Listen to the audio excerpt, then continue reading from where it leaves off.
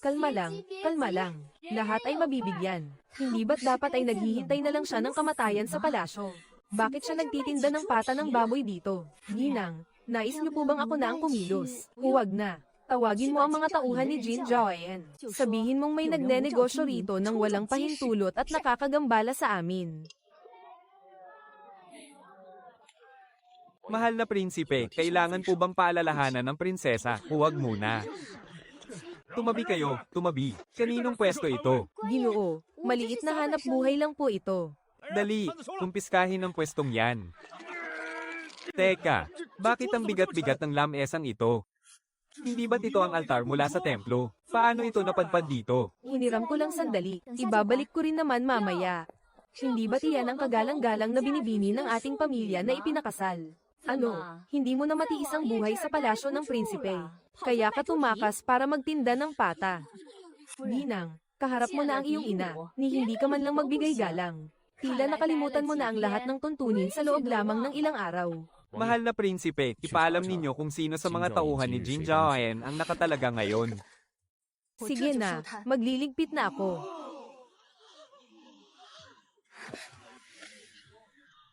Ang aking prinsesa ay nagtitinda sa aking sariling teritoryo. Kaninong permiso pa ang kailangan niya?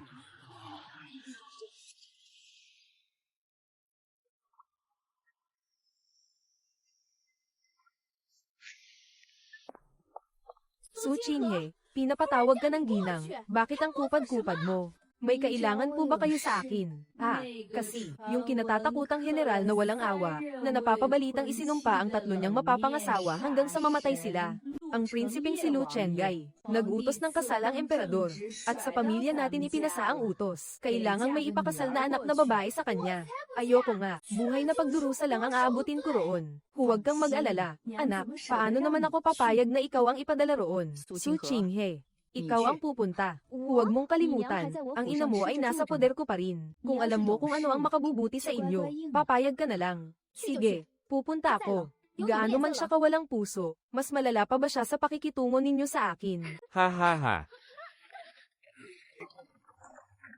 Ang pagpapakasal sa iyo ng mahal na prinsipe ay para lamang pagbigyan ng utos ng emperador. Kaya ikaw, bahala ka na sa buhay mo.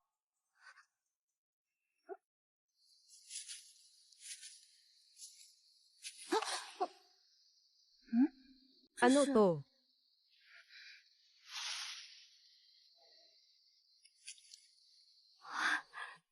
Mga bantay kami, bawal ang kung sino-sino lang sa lugar na ito.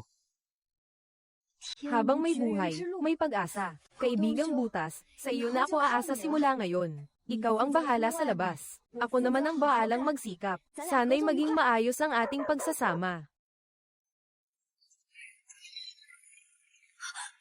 Binibini, bakit mag-isa nyo lang pong binuhat iyan? Naubos na ang lahat ng ating pilak sa pagbili ng pata ng baboy. Tingnan nyo.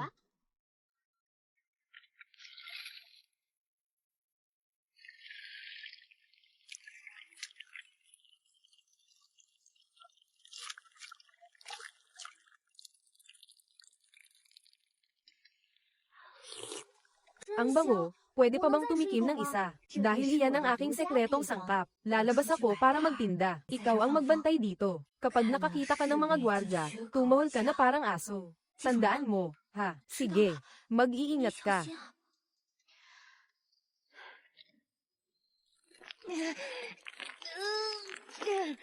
Hindi ba pwedeng lakihan pa ng kaunti itong butas?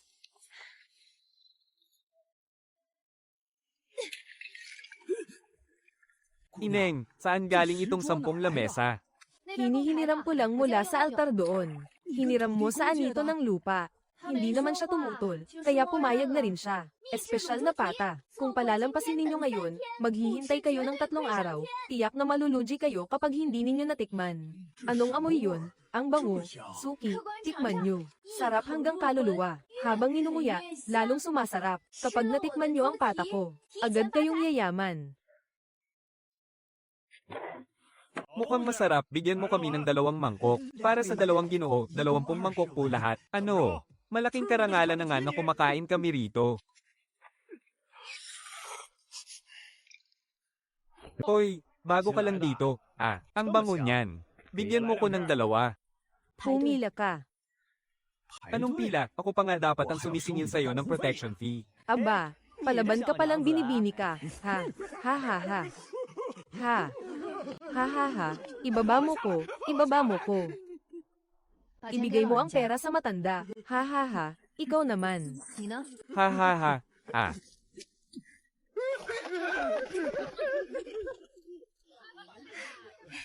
Pasensya na sa abala. Saan na nga ba tayo ulit? Agad kayong yayaman.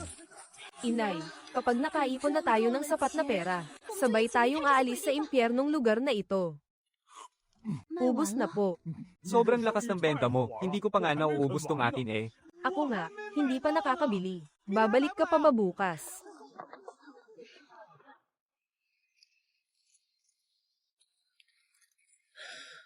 Heto na naman ako, baka naman pagbigyan mo na ako. Ha, hindi nga. Naipit na naman ako. Ano yun? Ang Panginoong Abo. Sa tindig niya, mukhang ang bagong mahal na reyna. Ang bagong mahal na reyna, gumagapang sa butas sa kalagitnaan ng gabi. Nako, patay. Naamoy mo ba? Ano? Isang napakabangong amoy. Mukhang galing sa banda roon.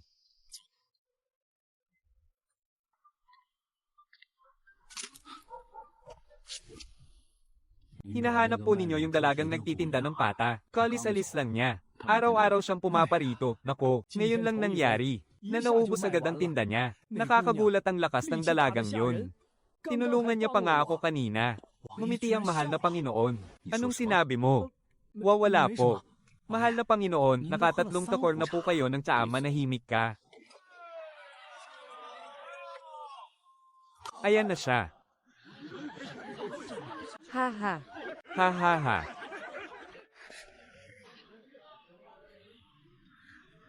Ang aking mahal na reyna, nagtitinda sa sarili kong teritoryo. Kaninong permiso ang kailangan niya? Mamahal na Panginoon, patawad po. Hindi niyo ba nakikilala kung sino ang nasa harapan ninyo, lumayas? Opo, opo, opo. Mahal na Panginoon, isang hindi pagkakaunawaan. Lahat ay hindi pagkakaunawaan, yamang kasal na siya sa akin. Hindi nyo na siya kailangang pakialaman. Opo, opo, opo, opo. Ako po ay magpapalam na. Salamat sa iyo. Umalis ako nitong mga nakaraang araw para sa isang tungkulin. Kagabi lang ako nakabalik. Hindi ko alam na dumating ka na pala. Humihingi ako ng paumanhin kung naging magaspang ang pagtrato sa iyo ng mga lingkod sa mansyon. Ayos lang. Kahit saan naman ako mapunta, kaya kong mabuhay. Nga pala, tikman mo to. Huwag kang mag-alala, walang lason yan. Ilan na kaya ang naibenta ko nito? Ha, Oh, anong masasabi mo? pwede na. Kagabi, hindi na makalis ang mahal na Panginoon dahil sa bango. Basta't nagustuhan ng mahal na Panginoon. Tutal narito na rin naman ang mahal na Panginoon. Mga kapitbahay, ngayon ay kailangan nating pag-usapan ito. Itong babaeng ito, basta na lang nagtayo ng pwesto ng walang palem. Pinalampas ko na, pero nang sinyo lang ilabas ang adubado niya, hindi na mabili ang mga inihaw kong tinapay. Ang tapa ni Mang Zhang, walang bumibili. Pati ang tindahan ni Mang Li, wala nang tumitingin. Kaya ko po itong ayusin.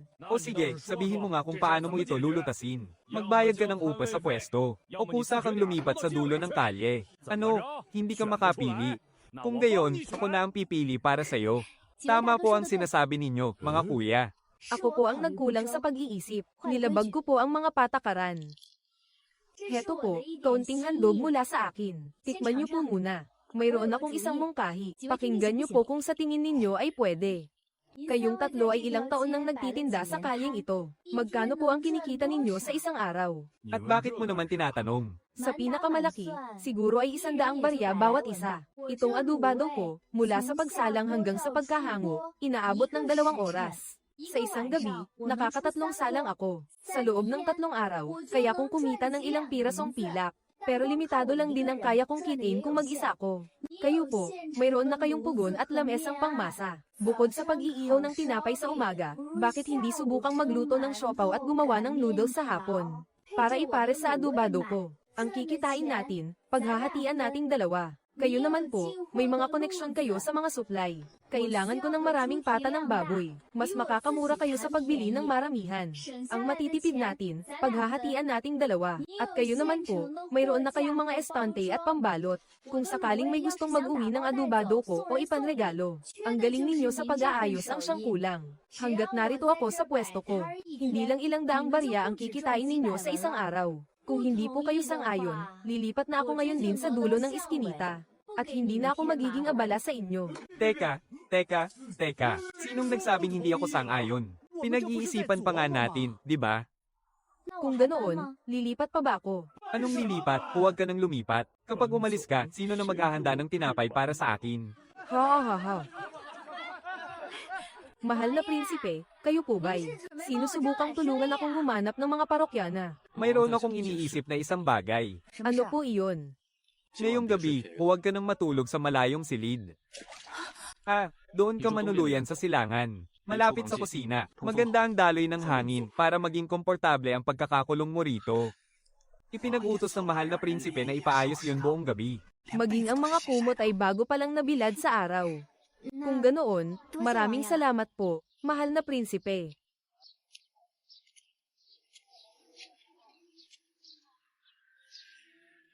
Saan ka pupunta? Sanay na yata akong dumaan sa kung saan-saan. Sumunod ka sa akin. Sa pangunahing tarangkahan tayo dadaan. Ako, Ikaw ang prinsesa.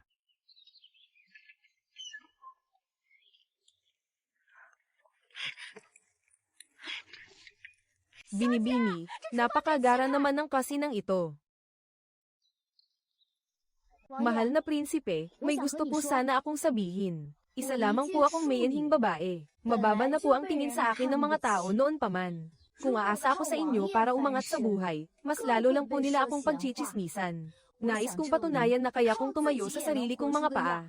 At isa pa, ayoko pong maging pabigat sa inyo. Ayokong maging kahinaan ninyo. Kung ganoon, ako naman ang magsasabi ng dalawang bagay. Ayos lang kung ayaw mong umasa sa akin. Pero kapag hindi mo na kaya, huwag mong pilitin ang sarili mo. Sinabi mong ayaw mo akong bigyan ng gulo. Hindi ko rin kailangan ng pag-aalala mo. 10 taon na ako sa korte ng palasyo, hindi ako basta-basta babagsak.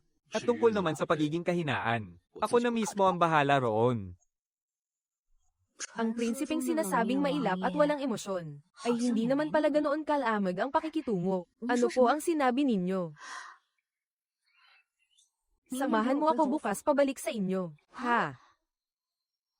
Ang pagbisita sa pamilya ng prinsesa. Mahal na prinsesa, bakit po kayo naparito? Hindi sanay manirahan sa mansyon ng prinsipe. Umuwi lang para magreklamo. HMP. Pagbati po, Ginang. Sa aking pagbabalik ngayon, nagdala po ako ng kaunting lutong pagkain para sa inyo. Ang lakas ng amoy mantika, nakasusulasok. Ilayo nyo yan, bilis. Kung nababahuan si ate, pwede namang ipadala sa kusina. Pero mukhang gustong-gusto naman ng mga kaibigan ni ate. Pagkatapos bumili, nagtanong pa nga kung pwedeng ipa-deliver. Tama na. Hindi ka naman siguro bumalik para lang mag-abot ng pata ng baboy, di ba? Gusto kong makita si Ina. Masama ang kanyang pakiramdam. Hindi siya maaaring tumanggap ng bisita. Anak niya ako, hindi bisita. HMP. Ipinamalit ka lang naman para magpakasal. Huwag mong isipin na porket naging asawa ka na ng prinsipe, ay pwede ka nang magmataas sa harapan ko. Kapag sinabi kong hindi pwede, hindi pwede. Ang pagparito ko ngayon, ay hindi para makipag-away. Ito ang patunay ng aking sinseridad. Kukunin ko si Ina. Isang baryang tanso. 2, para ka namang nagbibigay sa pulubi. Kung gayon, magkano po ang gusto ninyo? 3,000 tael, bilang kabayaran para sa lahat ng mga taon. Pagdating ng araw, ipapamalita ko na kinuha mo siya dahil sa iyong pagiging mabuting anak, para magkaroon ng maginhawang buhay, para maging kagalang-galang din ang aming pamilya. Ngunit hindi sapat ang salita, kailangan ng kasulatan. Ang mga sinabi ng iyong ginang kanina, ay narinig ng lahat ng mga katulong dito. Kung babawiin ninyo ang inyong sinabi at kumalat ito, gusto pa ba ninyong mapanatili ang inyong dangal, bigyan niyo ako ng papel at panulat. Kung gayon, hindi ko na po kayo iistorbohin, ginang. Binibini, 3,000 tael. Ilang pata ng baboy ang kailangan nating ibenta para dyan. Ang pera ay kikitain din. Pero hindi tayo maaaring laging maging pabigat sa prinsipe. Ano po ang plano ninyo? Ang pagtitinda sa lansangan ay hindi pang matagalang solusyon. Magsisimula tayo sa paghahanap ng pwesto. Napakataas naman ng upa sa mga magagandang pwesto. Binibini, 20 pwesto na po ang tiningnan natin ngayong araw. Isa pang ikot, tapos uuwi na tayo kapag dumilim na. Napakaliblib naman dito. Baka may masasamang tao rito. Tingnan mo. Ang lugar na to, sa tingin mo ba ayos lang? Kakausapin ko ang may-ari bukas. Ineng, gusto mong rentahan itong pwesto. Tama. Magkano ho itong halaga? Bakit napakamura? Itong pwesto kasing to. Sabi ng dating umuupa, may naririnig daw silang umiiyak sa gabi. Kaya sa sobrang takot, umalis na lang sila. Iyakan lang pala. Akala ko naman kung ano na. Sige, rerentahan ko. Pero mayroon akong isang kondisyon. Kapag walang narinig na iyak, ibig sabihin niloko mo ko. Kailangan mo kong bayaran. Ineng, ano ba talaga? Rerentahan mo o hindi? Huwag mo nang paglaruan itong matanda. Rentahan mo na. Bawasan niyo pa po ng 2 tail. Sige na. Sige na nga. Binibini. Hindi po ba kayo natatakot sa multo? Kung may multong maglakas loob na magpakita, uutusan ko siyang tulungan akong magluto ng pata. Tutal, wala naman siyang ginagawa. Sakto, magkakaroon pa ko ng libreng katulong.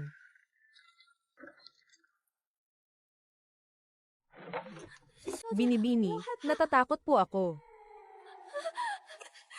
Narinig niyo po ba yun? Umalis na po tayo rito. Hindi. Titingnan natin kung sino ang umiiyak. May silong dito.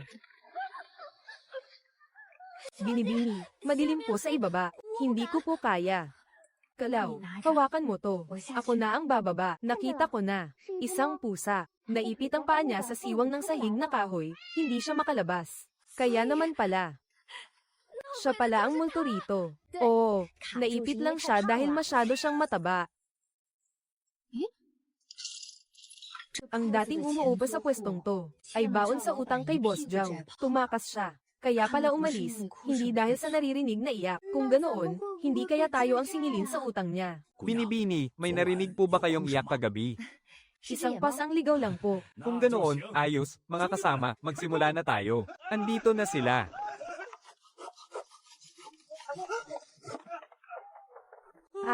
Binibini, anong ipapangalan natin sa tindahan?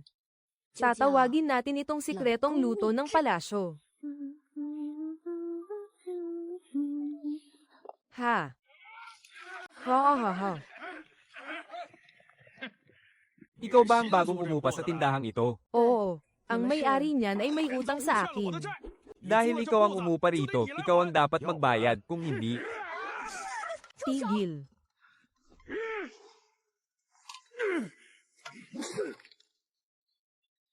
Kung sa tingin ninyo ay lugi kayo, hanapin ninyo siya. Huwag ninyong sirain ang tindahan ko. Hindi niyan malulutas ang problema. E paano naman ang pera ko? Boss Jow, may-ari po kayo ng restaurant, hindi ba?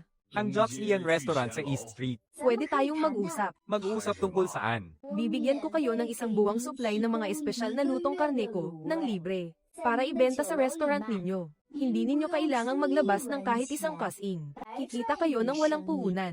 Libre. HMM. Ang kailangan nyo lang gawin ay maglagay ng isang karatula, na nagsasabing ang mga lutong ito ay galing sa sikretong luto ng palasyo.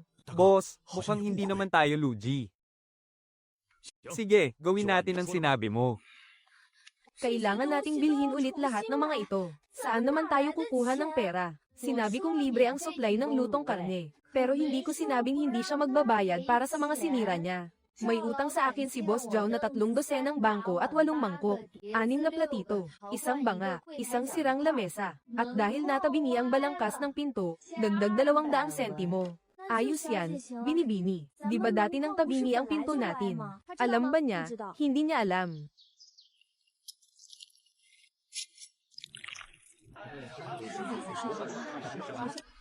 Ang sarap, babalik ako ulit.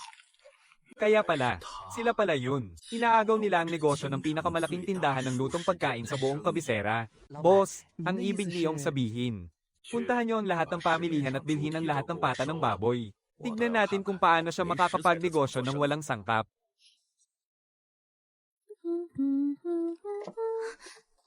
Binibini, yan yung naipit sa bodega dati, di ba? Bakit ka bumalik? Ang bilis-bilis mo ngang tumakbo noon. Sige, mula ngayon, ang itatawag ko sa iyo ay swerte. Ikaw na ang bahala sa pagbabantay ng tindahan. Mahal na prinsesa, may problema po.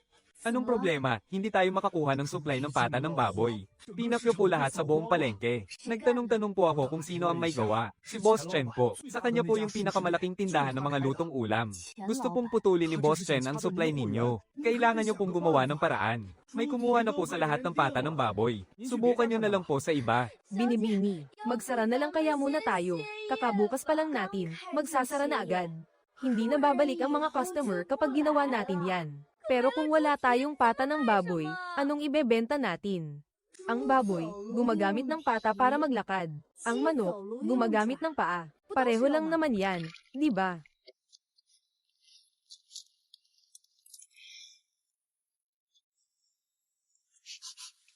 Ang bango.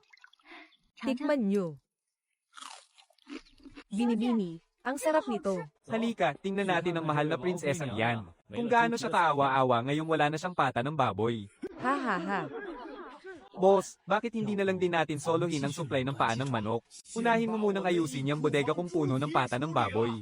Kahit sa panaginip ko, hinahabol ako ng mga pata ng baboy.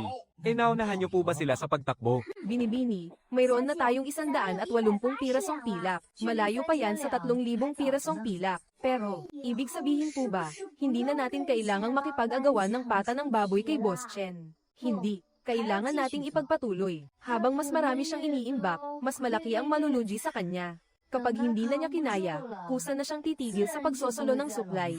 Mahal na prinsesa, may problema po ba? Kaarawan ngayon ng mahal na prinsipe. Ngayon po. Pero hindi ito kailanman ipinagdiriwang ng mahal na prinsipe. Sa araw na ito pumanaw ang kanyang ina. Taon-taon sa araw na ito, wala siyang sino mang gustong makita. Binibini, ano pong gagawin ninyo? Magluluto kayo ng noodles. Di ba't hindi po nagdiriwang ng kaarawan ang mahal na prinsipe? Hindi po ba siya magagalit kung dadalhan ninyo ng noodles? Hindi naman ito may istorbo ang pag-iisa niya.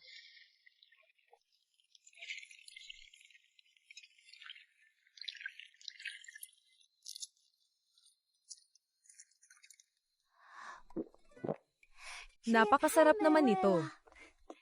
Kayo na po ang magpasok nito para sa akin. Kamahalan. Naghanda po ng isang mangkok ng noodles ang mahal na prinsesa. Ipasok mo.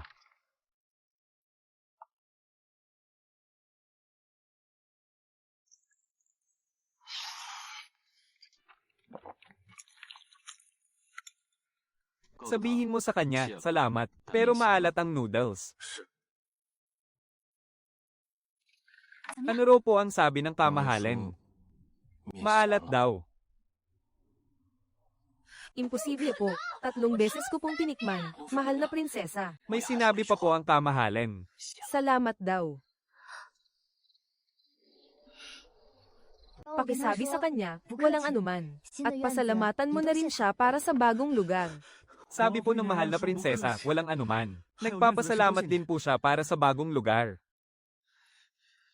Sabihin mo sa kanya, hindi na kailangan. Kung may kailangan pa siyang idagdag, sabihan niya lang ako.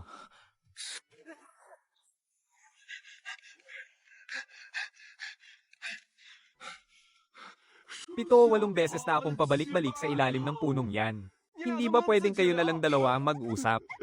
Sige na, hindi ka natatakbo. Ay pauwi na lang kita sa puno. Ha, ako po. Ha ha ha, binibiro lang kita.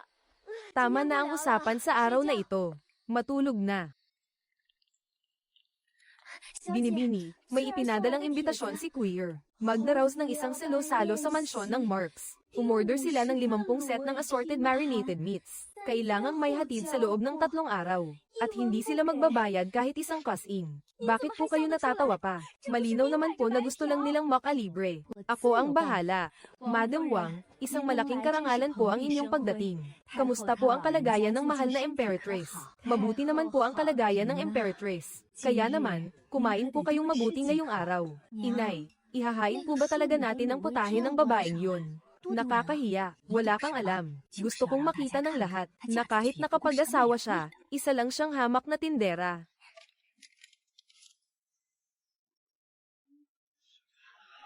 Ang bango. Mga ginang. Ito ang espesyal na lutong siya mismo ang gumawa. Lumaki kasi siya sa kusina. Wala siyang ibang alam kundi ang mga ganitong gawain. Kahit pa isa na siyang mahal na consort ngayon, hindi pa rin may aalis sa kanya ang kanyang pinagmulan. Halikayo't tikman ninyo ang dating trabaho ng aking kapatid, ang lihim na luto ng palasyo. Ito ang tindahan na binuksan niya. Ay ito. Kailan pa to inilimbag?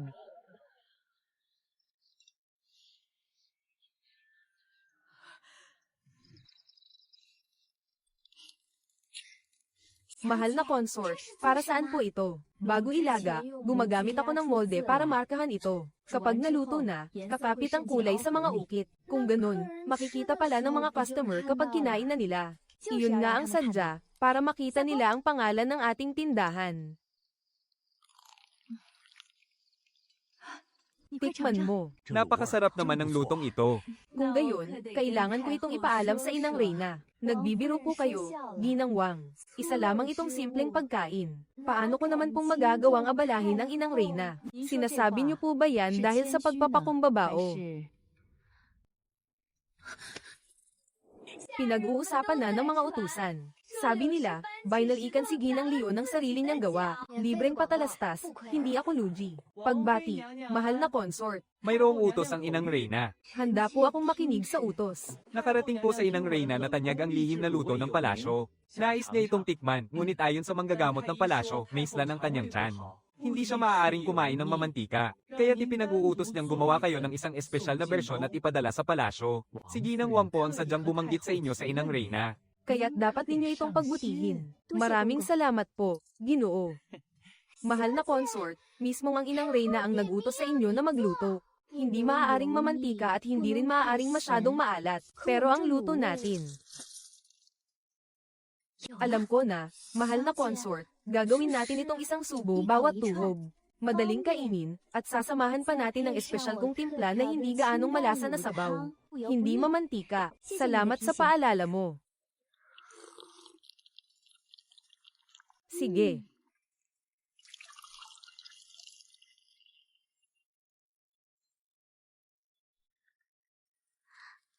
Bukas ng umaga, pupunta tayo sa palasyo. Narito na ang mahal na consort. Pumasok ka, model. Nagbibigay-pugay po sa inyo, mahal na Imperatress Byuda. Tumayo ka, nabanggit ka sa akin ni Ginang Wang. Sabi niya, napakasarap daw ng iyong mga putaheng binabad sa sarsa. Pinuri ka na naman ni Ginang Wang. Nagdala ka ba ng pagkain o lilipat ka na rito? Hindi ko po kasi alam kung ano ang nais ninyong kainin, kamahalan. Kaya dinala ko na po ang lahat. Ito po ay niluto sa pinaghalong sabaw at sarsang pampalasa. Hindi po ito mataba at madaling tunawin. Ano ito? Tawag ko po dyan ay tuhog ng swerte. Napakalambot ng mga paa ng manok. Tinanggalan na po ng buto para hindi kayo mahirapang kumain. Kamahalan. Hi.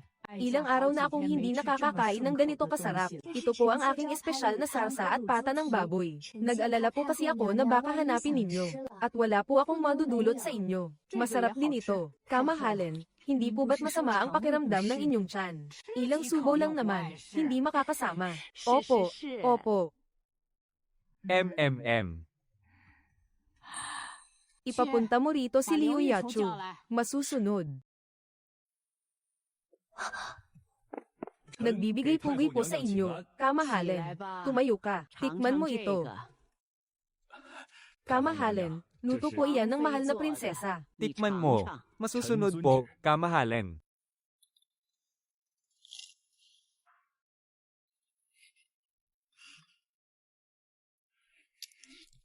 Oh, anong masasabi mo?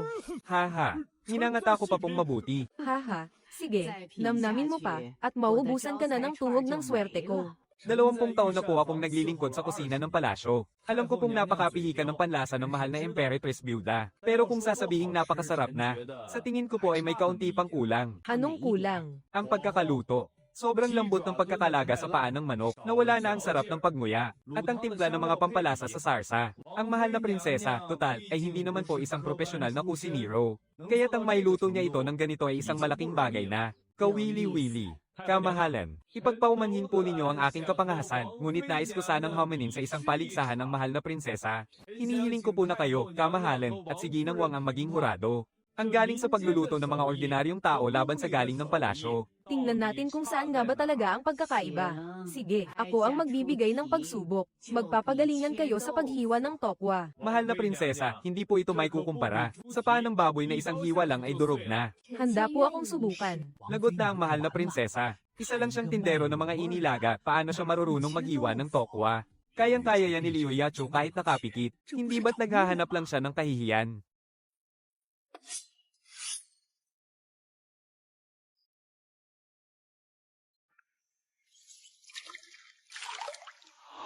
Wow, yan ang tunay na galing ng maestro 这 ko. 才是我师傅的真功夫。 Kahit 10 taon pa akong magsanay, hindi ko kayang maghiwa ng ganyan. HMPF. Mahal na prinsesa, maaari na po kayong magsimula. Kutsilyo pang kusina. Nandito po ba kayo para maliitin kami o para manggulo?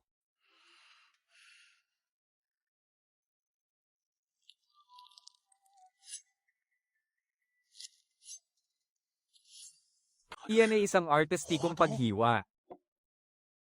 Hindi ba't buo pa rin 还 iyan? 是一整块儿嘛。 Ha ha ha ha, baka gusto niyong ako na lang ang maghiwa para sa inyo, mahal na prinsesa.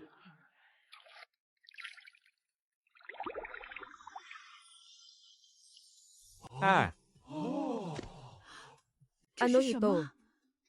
Hydrangea tofu. Isang napakagandang simbolo ng pagkakaisa. Bilog at buo, simbolo ng kaganapan. mahal na inang Reyna, ako po. Liu Yachu, hindi ko itinatanggi ang galing mo sa paggamit ng kutsilyo. Pero kapag iyan ay nagkahiwa-hiwalay, durog na tokwa na lang ang kalalabasan. Tanggap ko po ang inyong aral. 教了， Bigyan ng isang set ng mga bagong kutsilyo ang mahal na prinsesa. Opo, mahal na inang Reyna. Maaari ko po bang ipagpalat ang gantimpala? Oh, at ano naman ang gusto mo? Nais ko pong hilingin kay Liu Yachu na tulungan akong maghiwa ng isang palayok ng pata ng baboy. Magaling kasi siyang gumamit ng kutsilyo. Ha ha ha ha ha ha. Asa ka pa, kunin mo ang mga kutsilyo at umuwi ka para ikaw mismo ang maghiwa. Salamat po, mahal na inang Reyna. Tunay ngang isang napakagandang kutsilyo. Mahal na prinsipe. Nabalitaan kong tinalo mo raw sa palasyo ang royal chef na si Leo. Sinuwerte lang po ako.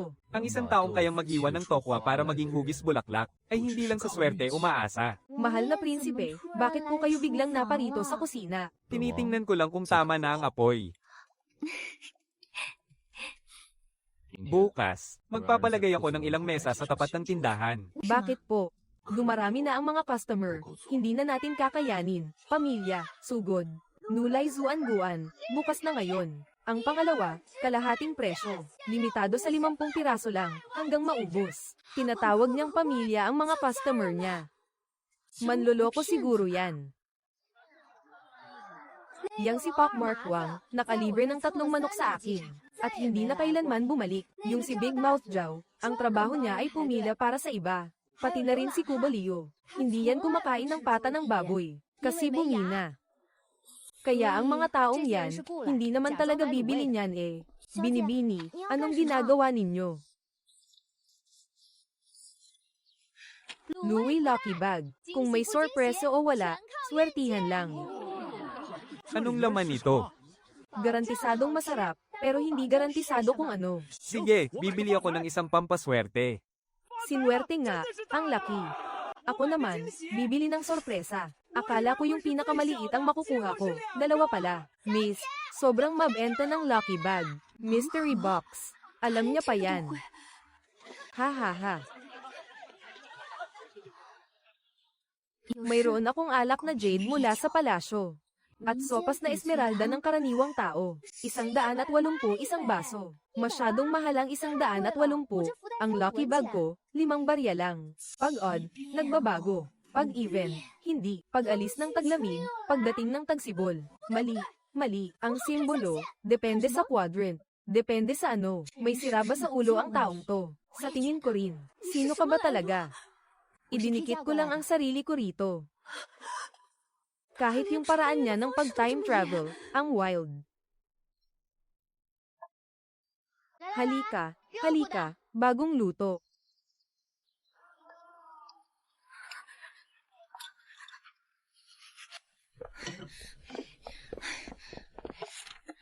Walang printing press noong unang panahon, kaya mano-mano ko nalang ginuhit.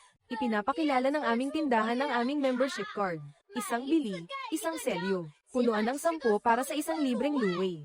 Totoong libre, hindi kami nanloloko. Doon sa kabila, hindi mo kailangang punuin ang 10. Isang bili mo pa lang, masarap na. Ganun ba talaga kapangit ang lasa ng luway ko? Doble ang benta natin ngayon kumpara sa dati. Mayroon na tayong 400 tail. Malapit-lapit na tayo sa 3,000 tail. Anong ginagawa mo?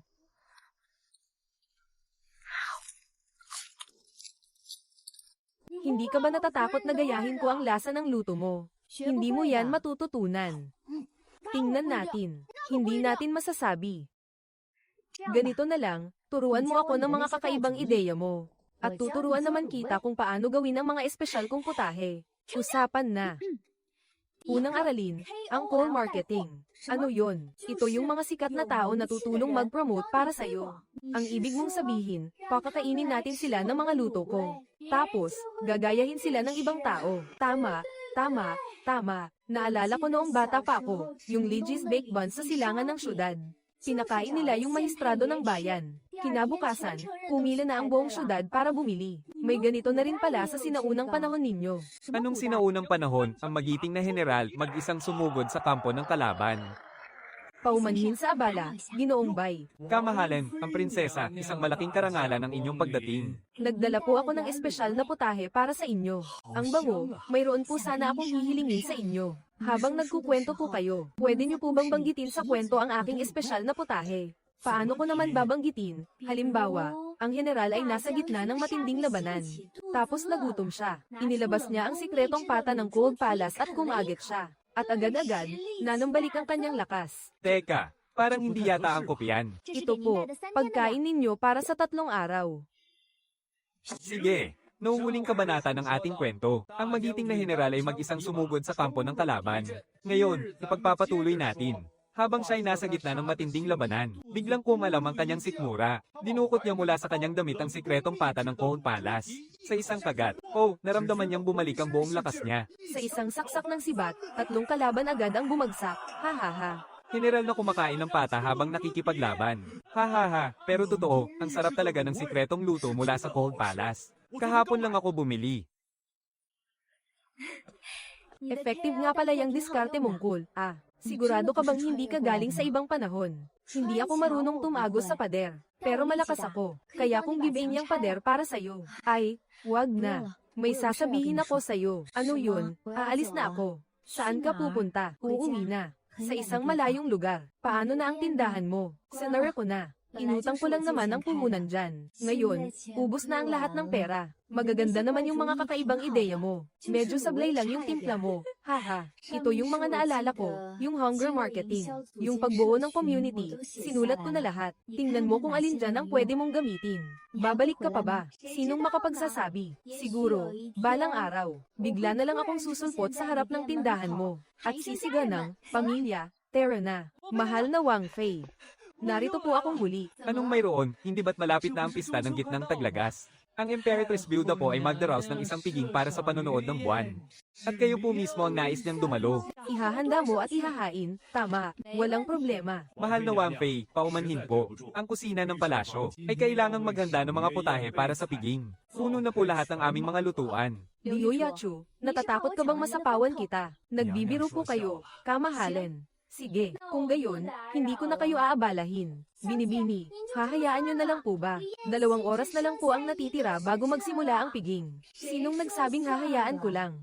Ihain ang mga putahe, ang pag-iisang dibdib ng dragon at phoenix. Ang pamumukadkad ng 1,000 bulaklak. Ang saga ng ginto tiyas, mooncake na may 5 uri ng nuwes para sa muling pagsasama-sama at biyaya. Mooncake na may lotus paste para sa kapayapaan at kaligayahan. Itong pag-iisang dibdib ng dragon at phoenix, napakaganda ng pagkakauhit. Pero kapag kinain mo, hindi ba't labanos lang ito? Kanina ko pang inunguya, wala man lang akong malasahan. Itong 5 knot, pareho pa rin sa dati. Walang pinagkaiba ang mga mooncake ngayong taon sa nakaraan. Wala man lang bang bago. Kamahalan, 3 buwan po itong pinaghandaan ng kusina ng palasyo. 3 buwan para lang dito.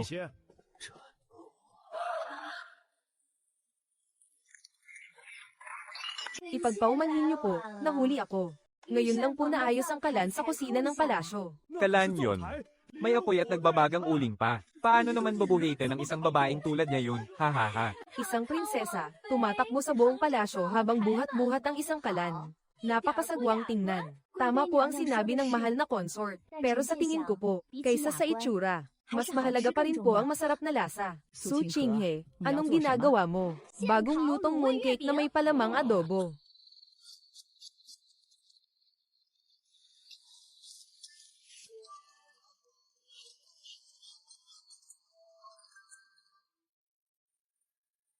Bantayan ninyo ang apoy, ha?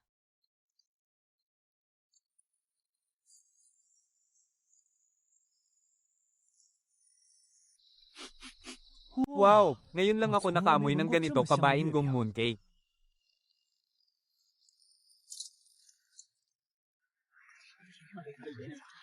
Kamahalin, tikman po ninyo.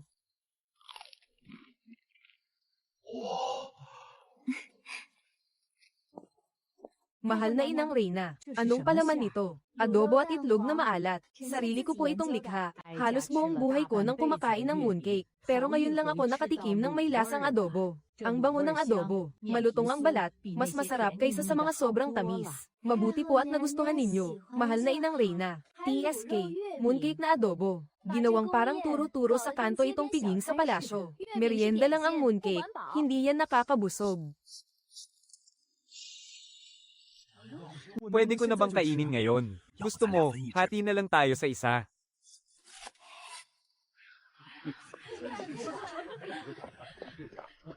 Ang galing talaga ng mahal na prinsesa. Napakasarap. Napahiya ng gusto si Liu Yachu ngayon. Maglalakas loob po ang inyong lingkod na aanyayahan ng lahat na magbahagi ng kwento tungkol sa pista ng gitnang taglagas. Ako ang mauuna.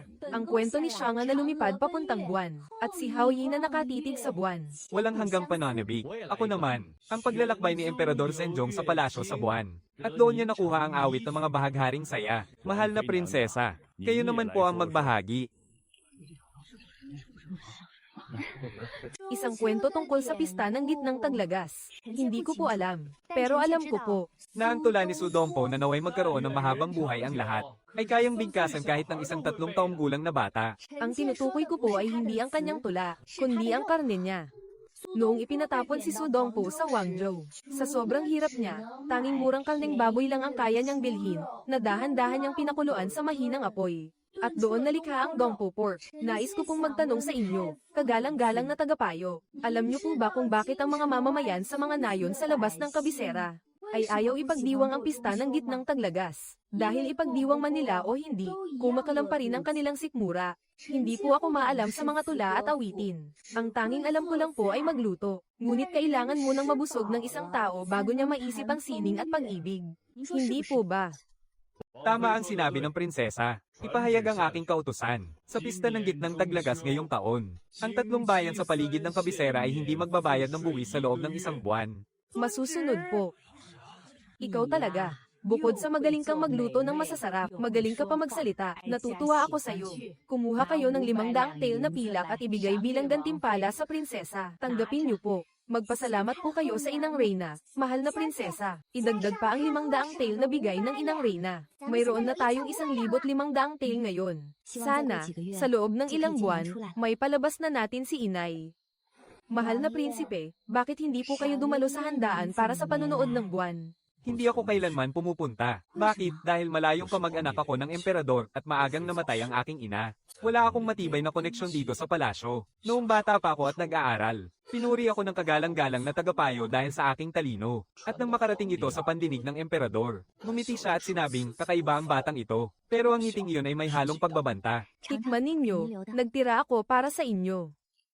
HMM, anong ibig sabihin nito? Ang sarap, nabalitaan ko pong nagkaroon na kayo ng 3 kataypan noon.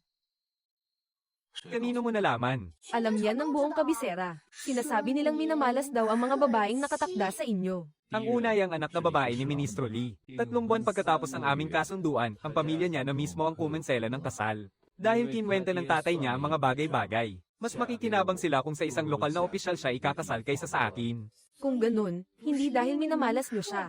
Nagkaroon pa nga siya ng kambal noong nakaraang taon. Ang pangalawa ay ang pamangkin ng ministro ng pananalapi. 6 na buwan silang engaged pero pumanaw raw dahil sa sakit. Pero ang totoo, sumama siya sa isang naglalakbay na grupo ng mga aktor. Para sa pamilya niya, malaking kahihiyan yun. Kung natatawa ka, tumawa ka lang. Ha ha ha, yung pangatlo.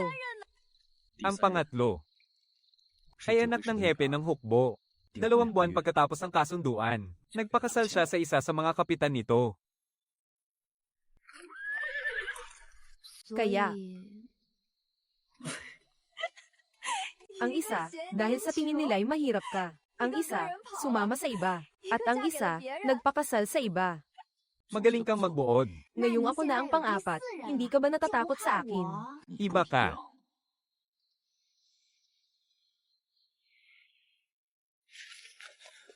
Prinsipe, may mahalagang ulat. Anong nangyari? May naghain ng reklamo laban sa akin. Sinasabing kinukonsinti ko raw ang pagnenegosyo ng prinsesa at nakikipagkumpetensya sa mga karaniwang mamamayan para sa kita. Nadadamay patuloy ang prinsipe dahil sa akin. Kalokohan. Nagtayo ka ng tindahan para magnegosyo ng marangal at kumita ng pera sa malinis na paraan. Ang nagreklamo laban sa akin ay hindi dahil sa iyo, kundi dahil sa akin. Kahit hindi ka magbenta ng mga pagkain ngayon, bukas, sasabihin naman nilang hindi ko pinapaayos ang pader ng palasyo. Kung gusto kang pabagsakin, gagawa at gagawa sila ng dahilan. Huwag mo nang alalahanin ang bagay na ito. Ako na ang hahanap ng paraan. Sinabi rin ni Opisyal Joe ng koanihan na mababa raw ang pinagmulan ng prinsesa. Hindi raw siya karapat dapat maging isang prinsesa. At isang kahihiyan sa dangal ng pamilyang Maharlika. Si Opisyal Joe mismo ay nagbukas ng 3 tindahan ng seda noong nakaraang taon. Nirereklamo niya ako, pero kumusta naman siya? Imbestigahan mo. Ang lupang sapilit ang binili ng bayaw niya sa labas ng syudad 2 taon na ang nakalipas. At alamin mo kung sino ang nasa likod ng reklamong ito. Hindi po ba't sinabi ninyo na hindi kayo natatakot sa kanila? Ang liham na ito ay pagpapaliwanag sa isyu ng pagnenegosyo ng prinsesa. Hinihiling ko ang inyong malinaw na pag-unawa, mahal na emperador. Nagsisimula pa lang ang negosyo ng prinsesa. Hindi pa nito kakayanin ang anumang gulo. Kaya ko, pero siya, hindi niya kakayanin. Shuyaw, pakikuha ako ng ilawan. Dumidilim na, hindi na ako makakita ng maayos. Mahal na hari, Ye Liliang. Ano ito? ang plano ko.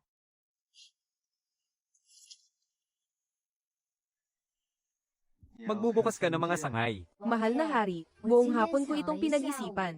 Kung isa lang akong prinsesa na nagbebenta ng espesyal na putahe, madali lang akong maparatangan ni Newman, kahit kailan. Pero kung ang lihim na rekado ng palasyo ay maging tanyag sa buong kabisera, at maraming tao ang aasa sa tindahan ko para mabuhay, sino mang magtangkang galawin ako ay kailangang magdalawang isip. Sige nga, sabihin mo. Kung magbubukas ako ng mga sangay, kailangan kong kumuha ng mga tauhan, ang mga trabahador sa tindahan. Lahat sila ay aasa sa negosyong ito para may makain. At kung sakaling magkaroon ng taggutom, maaari ko pa ring ibenta ng mura ang mga putahe para sa mga taong walang makain. Malayo ang iyong pananaw. Magkanong salapi ang kailangan para sa mga sangay? Hindi na kailangang manggaling sa inyo, mahal na hari. Sapat na ang sarili kong naipon. Sigurado ka. Opo, siya nga po pala, mahal na hari. Kumusta na po yung kaso laban sa akin? Huwag kang mag-alala, naayos ko na. Buwan. Oh, buwan. Tulungan mo akong makita kung mayroon pang magagandang pwesto rito sa kabisera. Sana naman ay may matagpuan ako. Sige, hindi ka kumikibo. Ibig sabihin pumapayag ka na. Hahanap ako bukas. Mayroon nang nakakuha o di kaya'y sobrang mahal. Ganoon talaga kapag maganda ang lokasyon. Ang gusto ng may-ari ay 100 pirasong pilak kada buwan. Bakit hindi na lang siya mang-hold up? Ha? Anong lugar yon? Mukhang isang akademya. Tara, tingnan natin. Binibini, hindi nyo naman siguro iniisip na magtayo ng tindahan dito, di ba? Ang mga iskolar na nagpupuyat ay nangangailangan ng pagkain sa gabi. Ang mga estudyante ng akademya ay galing sa iba't ibang dako ng bansa. Kapag nagustuhan nila, irerekomenda pa nila pagbalik nila sa kanilang mga bayan. Binibini, ang pwestong ito ay 50 tael kada buwan. Ang pwesto nyo po ay tag, maliit ang harapan, at may tulo pa. Tapos sasabihin nyo sa akin 50 tael. Sinong nagsabing may tulo? Ito. At ito. Oh, ano naman ngayon? Itong kulay kape ay tulo noong unang taon. Itong matingkad na dilaw, noong ikalawang taon. At itong mapusyaw na dilaw, noong ikatlong taon. Oh, ano naman ngayon? 10 tail, nanaginip ka ba? Sige po, hayaan nyo lang tumulo yan. Babalik na lang ako kapag bulok na ang sahig ninyo. Teka, 15 tail. 15 tail, pwede na yun, di ba? 12 tail. Sige na nga, mag-aral at laging isagawa. Di ba't isang kagalakan? May mga kaibigang dumating mula sa malayo. Di ba't isang kasiyahan? Anong amoy yun?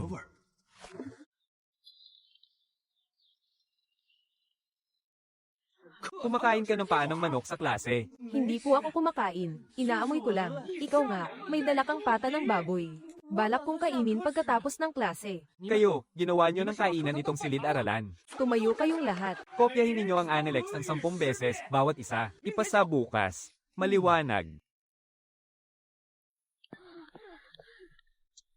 Ikaw pala ang nagtitinda ng mga ulam na nilaga. At kayo po'y, ako ang guro sa akademya. Dahil sa mga tinda mo, nawawalan na ng ganang mag-aral ang mga estudyante. Buong araw, wala silang inatupag kundi kumain ng kumain. Ginoo, sinasabi niyo pong nakakaapekto sa pag-aaral ng mga estudyante ang tinda ko. May ebidensya po ba kayo? Kailangan pa ba niya ng ebidensya? Abot sa buong kalye ang bango. Kung ganoon, ano po ang nais ninyong mangyari? Umalis ka. Bawal magtayo ng tindahan sa tabi ng akademya. Iyon ang patakaran. Huwag po. Pag umalis siya, ano na lang ang kakainin namin? Ginoo. Paano makakapag-aral ang mga estudyante kung kumakalam ang kanilang sikmura? Kailangan busog para magkaroon ng lakas. Noong nag-aaral po kayo, hindi po ba kayo nagugutom? HMP, noong panahon ko, kinakain ko lang ay tinapay. Anong panama ng malamig na tinapay sa mainit na adobo? Kung mayroon lang po kayong espesyal na ulam noon, malamang matagal na kayong nanguna sa pagsusulit. Guro, may mungkahi po ako.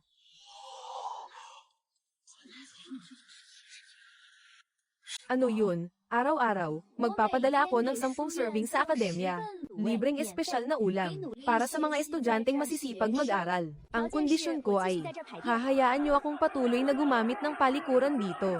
Ha ha ha. Ha, manahimik kayong lahat. Nag-aaral kami gabi-gabi hanggang madaling araw. Nahihilo na kami sa gutom. Dahil sa espesyal na ulam, kaya naming magpatuloy.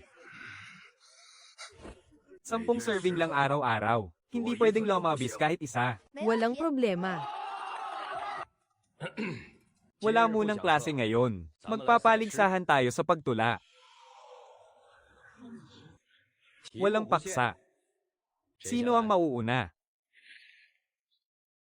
Sa ilalim ng buwan, dinig ang boses ng pag-aaral. Biglang naamoy, adobong kay bango mula sa kapitbahay. Ang pata ng baboy, pampagising ng diwa. Ang paa ng manok, pantaboy antok hanggang umaga. Ang turo ng guro, parang agos ng tubig. Ang tiyan ng estudyante, kumukulog sa kilig. Kung hindi dahil sa pata ng baboy mula sa lenggong. Sino ang tatagal hanggang sa pagsikat ng araw? Ha ha ha. Ha ha ha, mga tulang walang kwenta. Puro kalokohan. Pagsikat ng araw, pagsikat ng araw. Pagkatapos kumain ng pata, diretso na sa paaralan, binibini. Ang branch natin sa akademya ay kumita na ng halos 500 pilak sa loob lang ng kalahating buwan. Kung isasama ang mga naunang kita, mayroon na tayong mahigit 2,000. Inay, maghintay pa po kayo ng kaunti. Dapat masaya ka rin para sa akin. Sige, bibigyan kita ng dagdag na ulam ngayon. Nakita mo ba, iyon ang tindahan nila? Bakit hindi na lang tayo magtayo ng sarili nating tindahan? Wala kang alam. Bakit doon pumupunta ang mga customer? Mas mura naman sa atin. Walang kwenta kahit mura. Kung ganoon, nakawin na lang natin ang recipe nila. Hindi ako takot na panoorin nila. Kahit tingnan pa nila, hindi nila yan matututunan.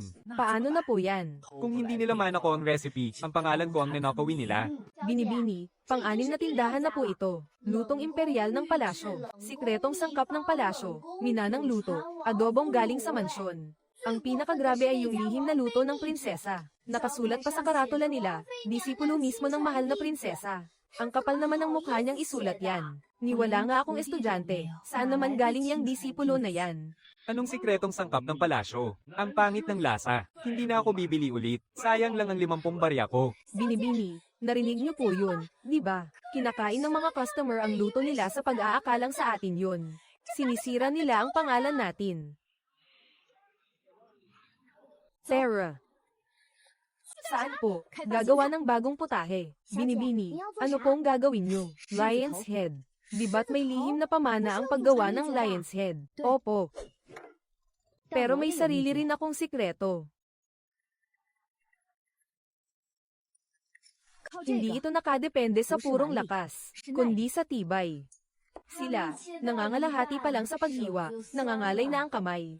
Kapag hindi pantay-pantay ang hiwa ng karne, hindi rin magiging pantay ang lasa. Kaya kung maghiwa mula simula hanggang matapos, nang hindi nanginginig ang kamay at hindi tumatabingi ang kutsilyo.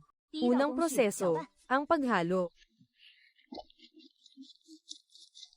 Hindi po ba nangangalay ang mga kamay nyo? Ang isang ordinaryong tao, 50 halo pa lang, wala ng lakas. Nagsisimula ng manghina ang puwersa nila. Hindi pa kumakapit ng husto ang karne. At hindi pa nanunuot ang mga pampalasa. Kaya kung humalo ng 200 beses, 200 halo. Tapos na. Hindi pa naluluto ang karne, pero ang bango-bango na. Naipasok ko na sa loob ang lasa habang hinahalo. Kaya kapag niluto, mas titindi pa ang lasa nito. Ang iba, takot na mabasak ang bola-bola kaya marahan lang nila itong hinuhulma. Ang resulta, nadudurog ito pagkalagay pa lang sa kaldero. Malakas ang loob kong gumamit ng puwersa dahil sapat ang tagal ng paghahalo ko. Kapag malagkit na ang karne, panatag ang loob, kaya matatag din ang kamay. Bigyan pa natin ng panahon. Mas babango iyan kapag pinagsama na ang sarsa at ang sabaw ng karne. Jokay, malalaglag na ang kilay ko sa kakahintay. Tawagin na lang natin itong pambihirang lion's head. Limitado lang sa 20 piraso araw-araw. Hahaha, hindi ba't bola-bola lang naman yan? Anong espesyal dyan? Malalaman ninyo kapag natikman nyo na. Kakaiba ang bola-bolang ito, ah. Bigyan mo pa ako ng isa. Isa pa. Miss, bukas sa agahan ko para hindi ako maubusan. HMPH. Talagang espesyal itong lion's head. Utusan, bumili ka ng 5 kilong liempo. Gagawa rin tayo niyan. Boss, hindi ko na po kayang haluin. Ipagpatuloy mo ang paghalo hanggang makuha mo ang tamang pakiramdam. Magkaiba po, binibini. Iyong mga nanggagayang tindahan, hindi sila gumagawa ng lion's head. Hindi nila yun kayang gawin. Hahaha, kaya nilang dayahin ang pangalan. Pero hindi ang galing. Kaya nilang kopyahin ang itsura. Pero hindi ang lasa. Habang dumarami ang gumagaya sa atin, mas lalong nagpapatunay na tayo ang orihinal. Para sa kaarawan ng Inang Reyna, ang sabi ng emperador ay kailangang manggaling sa puso ang ating handog. Kung matatalo ang kusina ng palasyo, saan pa tayo haharap? Guro, narinig kong darating din daw ang prinsesa. Ano ang ihahanda natin? Ito ang inihanda kong larawan ng 100 hayop. Mahigit 100 sangkap ang pinagsama-sama para mabuo ang karakter na hayop. Napakagaling ninyo, guro. Sino pa ang makahihigit dito? Tiyak na ang pagkatalo niya ngayon. Ang tawag dito ay 10 kasiyahan. Isang siopaw na may 10 uri ng palaman. Bawat isa ay may nakatagong mensahe ng magandang kapalaran. Kung alin ang makain ng Inang Reyna, iyon ang para sa kanya. Boss, napakatalino ng ideya ninyo. Ito ay isang phoenix. Inukit mula sa labanos. Ito naman ang mga puting ibon. Gawa sa pinagsama-samang itlog ng pugo, kalapati, at maya. Bawat isang ibon ay magkakaiba. Ito ang pagpupugay ng 100 ibon sa phoenix. Ang Inang Reyna ay ang phoenix. Siguradong matutuwa ang mahal na hari kapag nakita niya yan. Ang galing ng hepe natin. Napakaganda ng kahulugan niyan. Bukas na ang salo-salo para sa Inang Reyna. Kung sa kapangyarihan ng labanan, sa pagarbuhan, sa galing sa pagluluto, wala tayong panama sa kanila. Anong gagawin natin? Kung hindi natin sila kayang talunin. Gagawa tayo ng pansit pampahaba ng buhay. Iyon naman talaga ang pinakaangkop na pagkain para sa isang kaarawan. Masyado lang naging abala ang lahat sa pagpapabongga kaya nakalimutan na nila ang pinakamahalaga. Binibini, saan po kayo bibili ng pinakamagandang klase ng harina? Ngayon ang kaarawan ng aking ina, ang Inang Reyna. Hayaan ninyong mag-alay ako ng isang tagay para sa kanya. Naway pagpalain ng Inang Reyna ng kasaganaang walang hanggan. At naway humaba pa ang inyong buhay. Ang mga putahe ngayong taon ay hindi huhusgahan sa kamahalan, kundi sa kung sino ang may pinakanatatanging handog. Mayroong gantimpala. Ihain na ang mga pagkain. Mula sa kusina ng palasyo, inihahandog ang larawan ng 100 hayop. Gawa sa mahigit 100 uri ng sangkap, gaano kaya katagal yan inihanda? Ganyan talaga kapag galing sa kusina ng palasyo. Ina, ano po ang masasabi ninyo? Pinagbuhusan ng pagsisikap. Hindi madaling makahanap ng ganito karaming iba't ibang sangkap. Mula sa kusina ng palasyo, inihahandog ang mapalad na alay mula sa dagat silangan. Tokwa ito. Hindi yan tokwa. Hindi yan basta tokwa. Iyan ay likha ng pambihirang galing. Ang pakpak ng tagak ay napakanipis, halos nasisinagan ng ilaw. Punong tagapagluto, Leo. Lalo kang gumagaling. Salamat po sa inyong papuri, Inang Reyna. Hindi tulad ng iba dyan na nakalusot lang noong nakaraan. Baka sa pagkakataong ito ay mabisto na sila.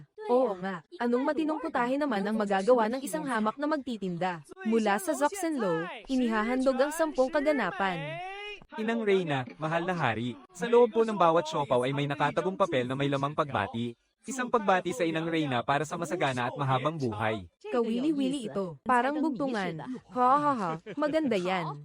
Ha ha ha, ang handog ng Jox Ianlu, pagpupugay ng mga ibon sa Phoenix. Mahal na emperador, mahal na Inang Reyna. 20 araw ang ginugol para lang sa pag-ukit ng Phoenix sa putaheng ito. Maganda nga, tunay na napakaganda. Naihay na ang mga putahe mula sa kusina ng palasyo at sa lahat ng mga restoran.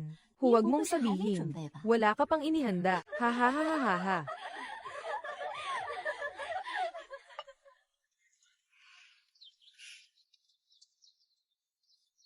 Mahal na emperador, ang putahe ko pong ito ay mangangailangan ng tulong ng mahal na Inang Reyna. Talaga, haha. Ang mahal na Inang Reyna ang may kaarawan. Hindi nararapat na abalahin pa ang may kaarawan. Ha ha ha. Ano ang binabalak mo? Sige, titingnan natin. Kung ano na namang pakulo ang gagawin mo, bata ka.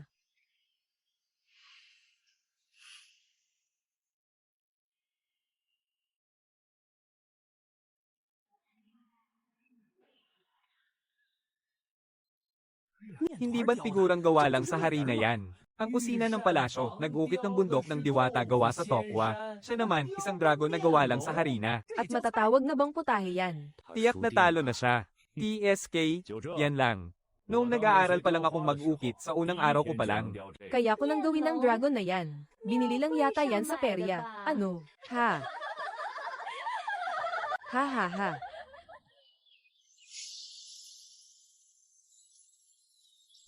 Mahal na Inang Reyna, gumawa po ako ng isang dragon. Ngunit ang dragon na ito, ay hindi ko po magawang lagyan ng mga mata. At bakit? Ang mahal na Inang Reyna ang ina ng tunay na dragon, ang anak ng langit. Tanging ang dragon na bibigyan ninyo ng mga mata ang magiging tunay na dragon ng kapalaran. Ha ha ha ha ha ha. Emperador, tingnan mo ang batang ito. Ha ha ha ha.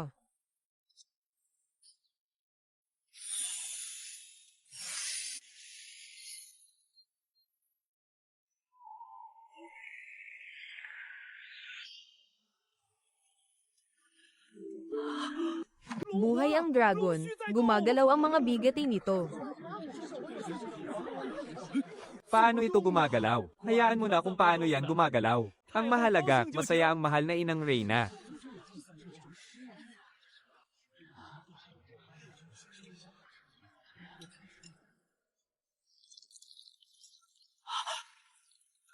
Jingyi.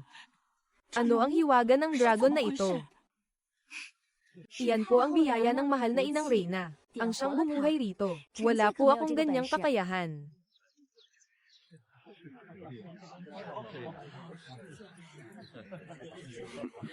Interesante. Nakahain na po ang lahat ng putahe. Mga minamahal kong ministro, sabihin ninyo sa akin, kaninong putahe ang pinaka natatangi?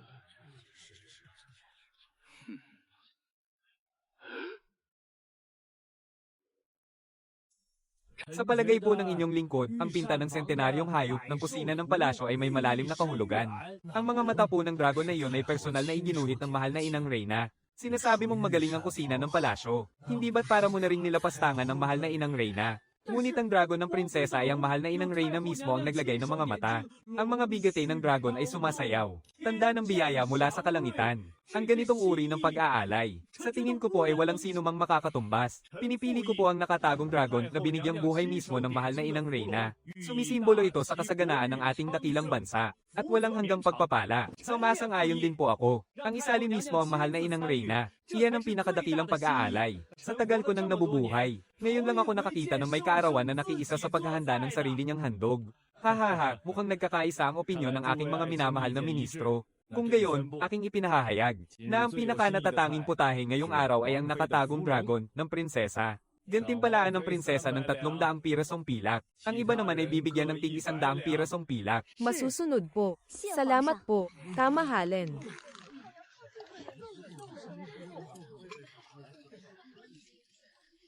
Mahal na inang Reyna, ang dragon po ay para pagmasdan, at ang noodles na ito ay para kainin. Kaya't nais ko pong ihandog ang isang mangkok ng longevity noodles. Naway mabuhay kayo ng 1,000 taon, mahal na inang Reyna.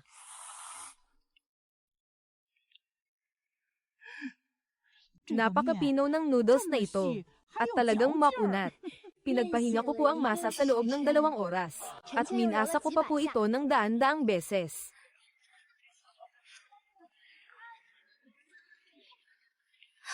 Mahal na prinsesa, paano po gumalaw ang dragon na iyon? Naglagay ako ng isang mainit na patag na bato sa ilalim. Dumaan ang singaw mula sa mga butas sa bigati nito, kaya ito nagmukhang sumasayaw. At paano ninyo naisip na hayaan ang mahal na inang Reyna ang maglagay ng mata? Dahil naging bahagi siya nito. Ang dragon na ito ay maituturing na ring sarili niyang likha. Sino pa ang magsasabing hindi ito maganda? Binibini, kasama na ang gantimpalang 300 tail na pilak mula sa Imperatrice. Mayroon na tayong 3,100 tail. Magkano? Sapat na para mailabas ang ginang. Ayan na, nagtagumpay tayo. Huwag ka nang umikot, nahihilo ako, ha ha ha. Binibini, huwag muna tayong magmadali sa pagpunta sa mansyon ng Marks. Ang 3,000 tail na pilak ay hindi pwedeng bayaran gamit lang ang kasulatan. Ang ibig ninyong sabihin, ilalagay natin sa mga bowl at babuhitin hanggang doon. Ang prinsesang yun na nagtitinda ng mga lutuin, ang dami pala niyang pilak. Su Qinghe, ano itong ginagawa mo? Ginang, narito po ako para sunduin ng aking ina. 3,000 tail, walang labis, walang kulang. Para hindi ninyo masabi na hindi mapagkakatiwalaan ang mga kasulatan. Sa pagtitinda lang ng lutuin ay ganyan na kalaki ang kinikita niya. Talagang ang may angking galing siya. Ay ikaw, sinadya mo ito. Anong sinadya? Noon pa man ay nagbitiw na kayo ng salita, Ginang. Napagkasunduan na sa halagang 3,000 tail ay palalayain ninyo siya. Ginang, napakaraming tao ang nanonood sa atin. Ikaw na bata ka, anong pinagsasabi mo tungkol sa pagpapalaya? Ang iyong ina ay kabilang sa mansyon ng Marks. Sa lahat ng taon na narito siya, hindi namin siya pinabayaan. Kinikilala lang ng aming mansyon ang iyong pagmamahal bilang isang anak, kaya kami pumayag na isama mo siya pauwi. Wala itong kinalaman sa pera. Tama po ang sinabi ninyo, Ginang. Talagang ang hindi pinabayaan ng mansyon ang aking ina. Hindi pinabayaan, kaya pinatira ninyo siya sa tabi ng imbakan ng kahoy. At 15 taon siyang pinaglalaban ng damit. Hindi pinabayaan, kaya nang magkasakit siya, hindi ninyo man lang ipinatingin sa manggagamot. Hinayaan ninyo siyang magtiis mag-isa. Su Qinghe, itigil mo yung mga kasinungalingan mo. Sa mga taon ng ina mo rito sa mansyon, kailan ba siya nagkulang sa pagkain at pananamit? Bilang nakababata, sinisiraan mo ang iyong ina-inahan sa harap ng lahat. Iyan ba ang natutunan mong asal? Hayaan na. Huwag na nating pag-usapan ang nakaraan. Maraming salamat sa inyong pagpayag, Ginang. Qinghe. Inay, narito na ako para sunduin ka. Totoo ba? Anak ko, huwag na po kayong magsalita. Sumama na muna kayo sa akin.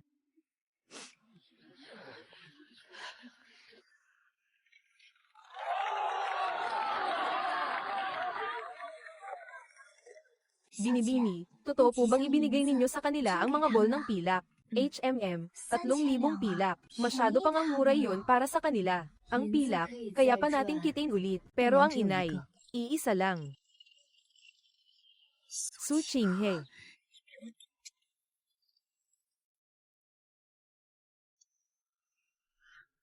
Qinghe. Ito ang palasyo ng prinsipe. Inay, ito na po ang tahanan natin.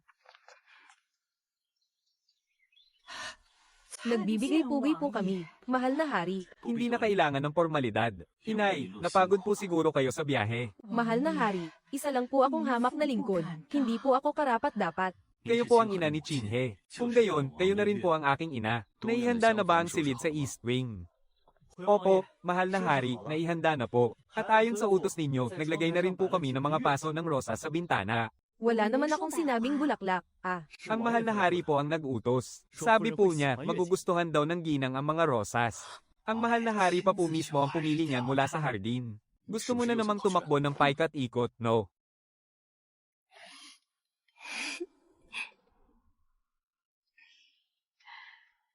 Jinghe, nagpakasal ka sa isang mabuting tao.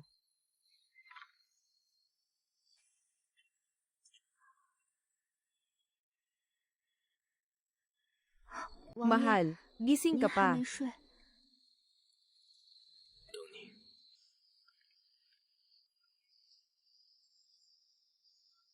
Para sa'yo. Ano to?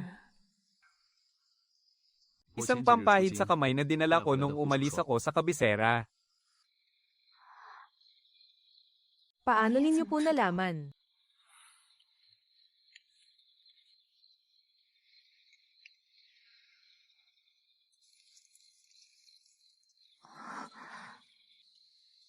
Noong sinabi kong lalagyan kita ng gamot, nakita ko.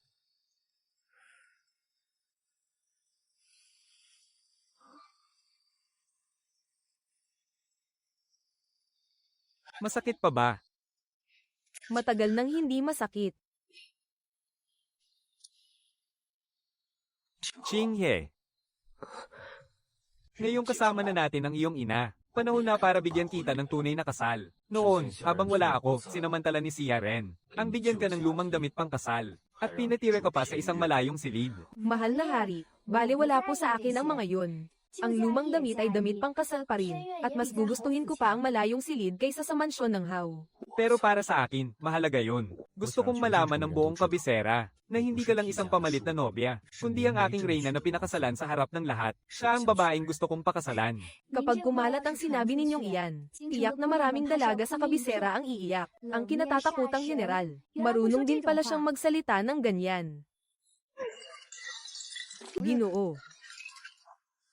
20 taon na ako sa serbisyo sa gobyerno. Kailanman ay hindi ako napahiya ng ganito kalala. Ginoo, halos 1 buwan na po ang nakalipas mula sa nangyari.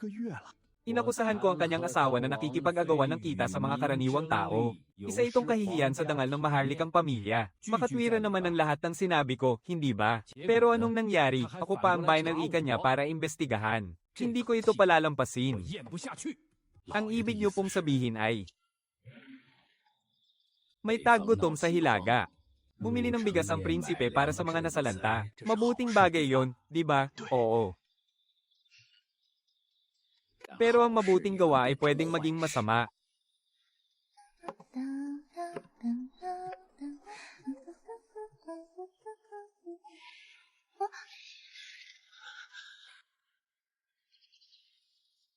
Anong nangyari?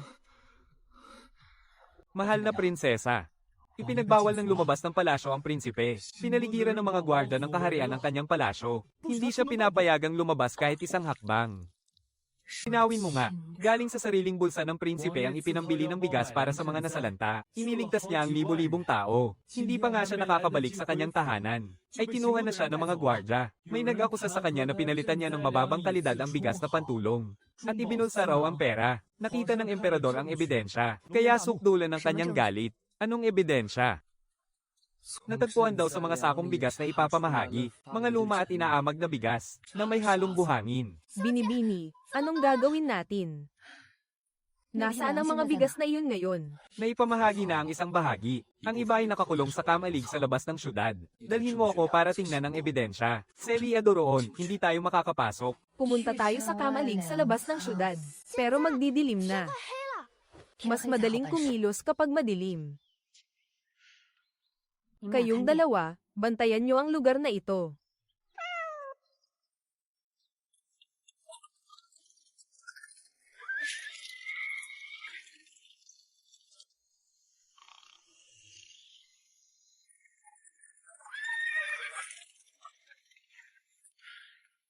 Tigil, sino yan?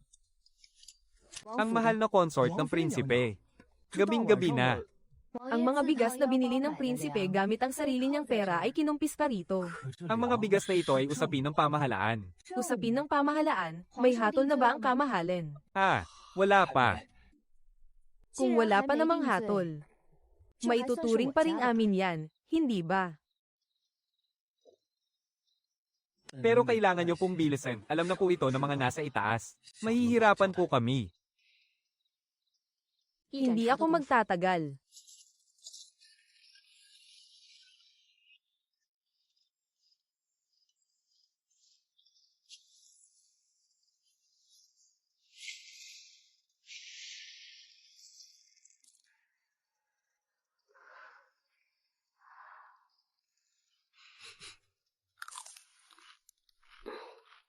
Mahal na consort. Kamahalin, bakit nyo po yan kinakain? Ganitong-ganito ang kinakain ko dati. Galing ito sa mga nabulok na sa ilalim ng kamalig ng isang mayamang angkan. Alam ko na. Ayaw makipagkita ng kamahalan kahit kanino ngayong araw. Maaari na po kayong umalis. May susi ako. Nakasalalay rito ang kapakanan ng libo-libong biktima sa Hilaga. Sinabi na po ng kamahalan na ayaw niyang makipagkita. Kung kailangan gumawa ng gulo, gagawin ko. Mahal na consort, tumayo po muna kayo. Ipinapatawag po kayo ng inang Reyna.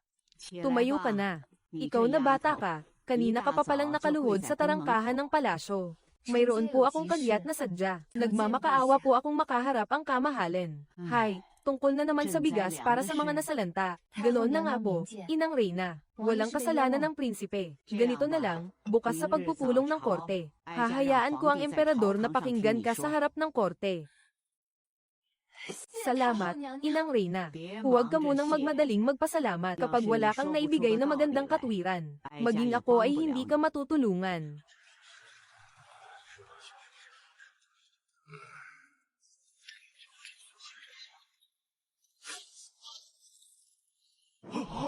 Ayan na yung consort na may dalang sako sa korte.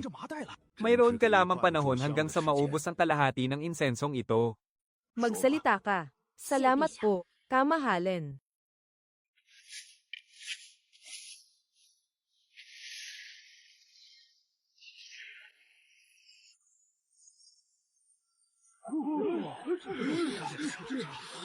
Anong klaseng bigas to? Kahit baboy ay hindi ito kakainin. Inaamag na.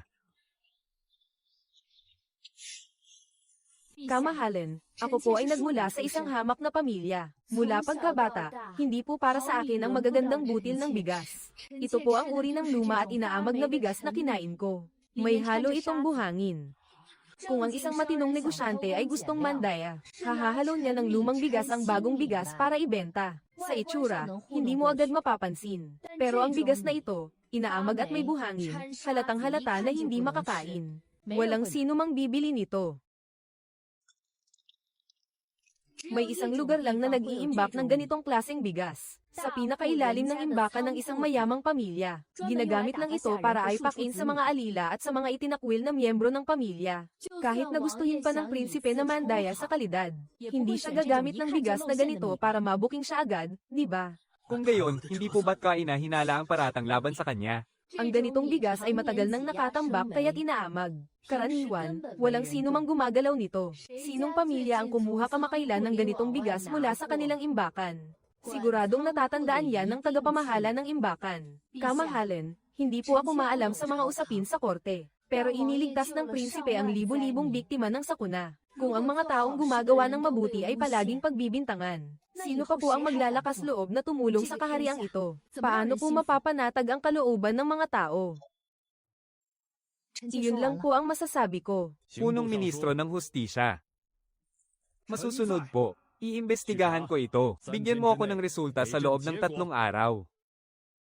Masusunod po ang inyong utos.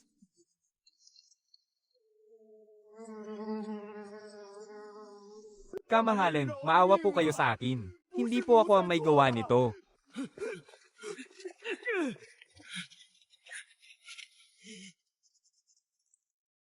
Ginamit ni Lu Chengay ang sarili niyang pera para tulungan ang mga nasalanta. At ikaw, may lakas ka pa ng loob na dungisan ang kanyang pangalan.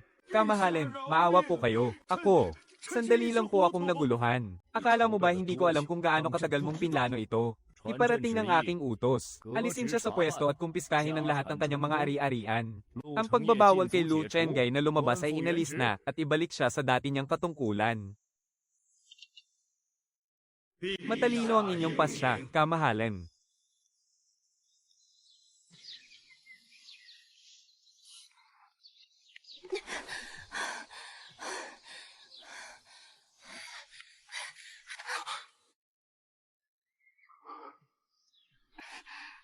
Mabuti na lang at nalinawan na ang lahat.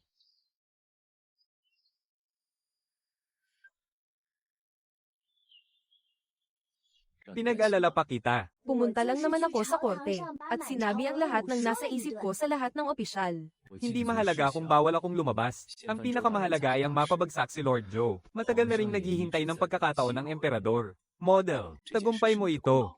Nagkataon lang na nagtagumpay ako. Pero hindi pala ito nagkataon. Dahil ikaw lang ang tanging makakagawa nito. Qingyi.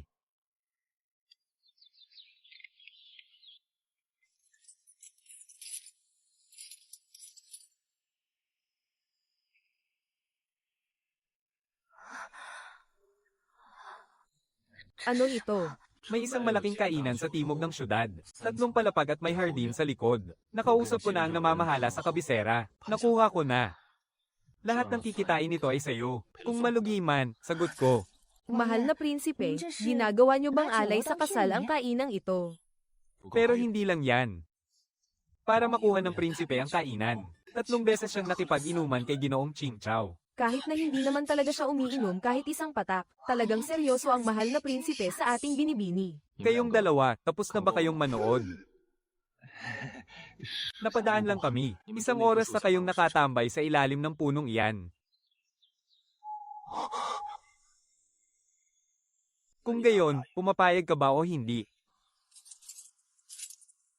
Bawal nang ibalik o palitan.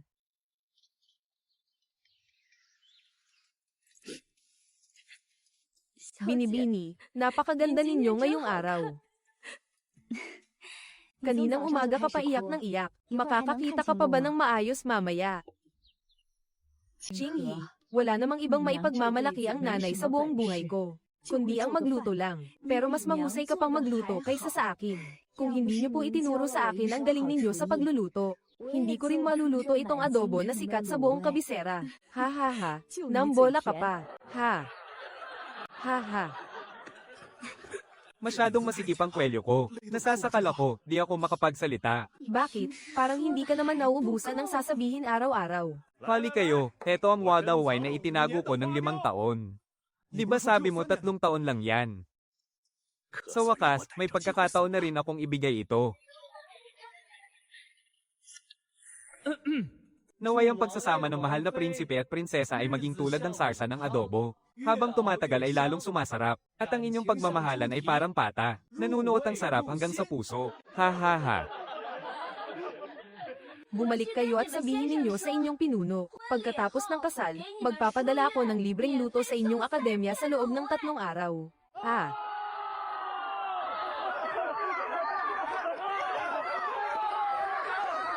Dumating na ang regalo mula sa inang Reyna.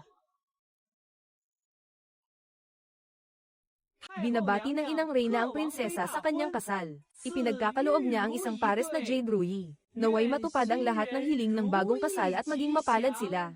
Dumating na ang maswerteng oras. Pumasok na ang mga ikakasal.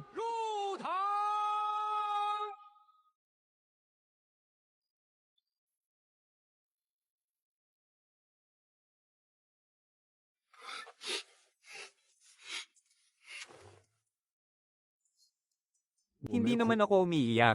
Anong pinupunasan mo? Heto.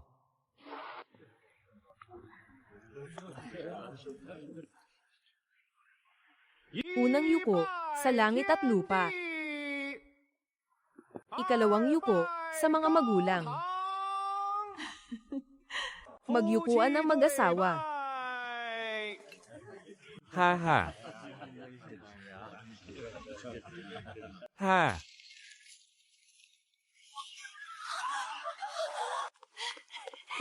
Pamilya, Nagbalik na ako.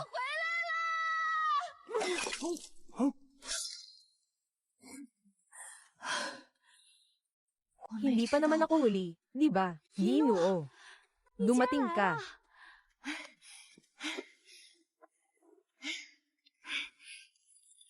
Tingnan ninyo ang regalo ko. Chocolate. Hehe. Huwag mo nang isipin. Tikman mo. Ang tamis. Ha ha ha. Masarap, Ineng, kasi kanina nung bigla kang pumasok. Akala namin ay nandito ka para manggulo. Nandito ako para kumain. Ha ha ha. Ha ha ha ha ha ha ha ha ha. Hahaha. Ihatid na ang bagong kasal sa kanilang silid.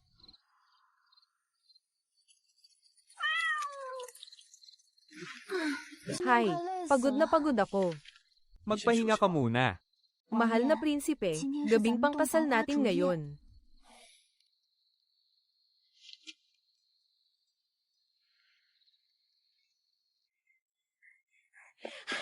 Binibini, dumating na po ang padala. Ayon po sa magsasaka, nagpadala sila ng 100 kilong pata ng baboy. At kailangan niyo raw po itong personal na suriin. HMP. Magpahinga ka na muna. Sandali lang ako, babalik ako kagad. Teka, suot mo pa ang damit pangkasal mo. Damit din naman ang damit pangkasal. Kung pwede namang ipangtrabaho, edi sasamahan kita. Mahal na prinsipe, suot mo rin kaya ang damit pangkasal mo.